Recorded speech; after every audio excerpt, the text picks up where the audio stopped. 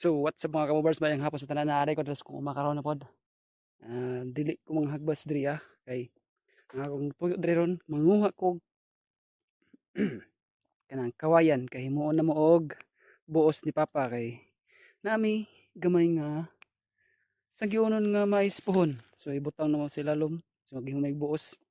Medyo kanigad tuan ako sa kawayanan, medyo hadlok siya gamay. Bagnot kayo.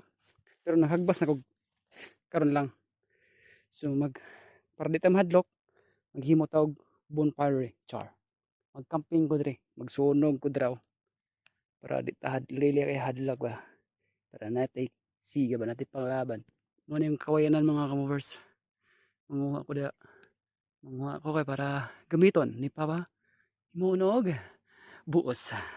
Oh, di ba? Butanganan sa mais. So, pulgar tayo mga kamovers kay kasi